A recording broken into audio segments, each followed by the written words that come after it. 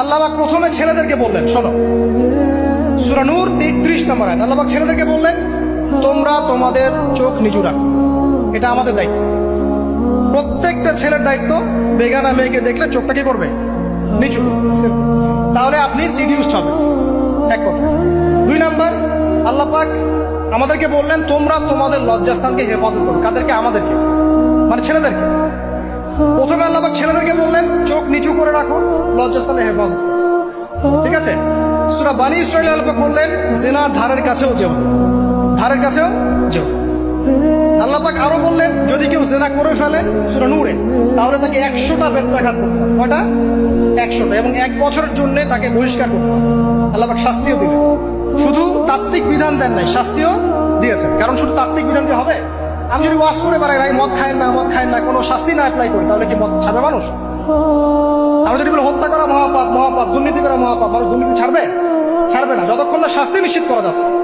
আল্লাহ পাক তাত্ত্বিক কথা শুধু বললেন না, শাস্তিও নিশ্চিত করলেন। তারপর আল্লাহ পাক আরো বললেন, যদি বিবাহিত কোনো ব্যক্তি ব্যভিচার করে, তাহলে তাকে রজম করতে হবে, মাটিতে পুঁতে তাকে পাথর নিক্ষেপ করে হত্যা করে। ঠিক আছে? শাস্তি। এরপরে দেখেন আল্লাহ পাক মেয়েদেরকে বলছেন, মেয়েদেরকে বলছেন, তোমরা মূলত ঘরে থাকো, যদি বাইরের পরিবেশ তোমাদের অনুকূলে না থাকে, তোমরা ঘরে অবস্থান করো। ওয়াকরনা ফি বুয়ুতিকুন্না ওয়ালা তাবাররুজনা তাবাররুজাল জাহিলিয়াতিল উলা। তোমরা মূলত ঘরে থাকো। জাহিলি যুগে মেয়েরা যেভাবে নিজেদেরকে প্রদর্শন করে বেড়াতো, এই কাজটা তোমরা করো না। যদি করো তাহলে সমাজে বেহায়াপনা, ফায়সা বেড়ে যাবে, তোমরা নিজেরাই ক্ষতিগ্রস্ত হবে, যেটা ওরা হচ্ছে এখন।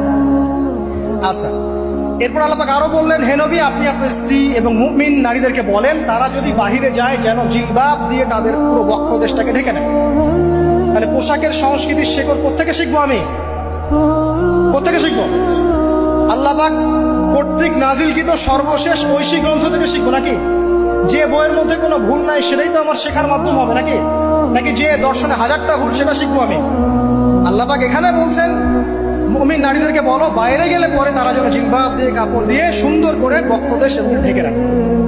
বোরখার কথা এখানে নাই শব্দে। ঠিক আছে? ঢেকে রাখা ঢিলে ঢালা পোশাকের কথা এসেছে। আচ্ছা, আসেন, আল্লাহ পাক আরো বললেন যে তোমরা অমুক অমুক অমুক অমুক, যেমন আপনার বাবা, আপনার ভাই, আপনার এই যে সন্তান, এই যে মাহারাম যারা আছে, এদের সামনে ছাড়া অন্যদের সামনে যখনই যাবে, তোমরা কিন্তু হিজাব অবলম্বন। আল্লাহ পাক হিজাবের বিধান দিলেন, চক্ষু নিচু করতে বললেন, লজ্জাস্থানের হেফাজত করতে বললেন, এবং যদি এর পরেও কেউ ভুল করে ফেলে, তাহলে আল্লাহ পাক শাস্তির কথা বললেন।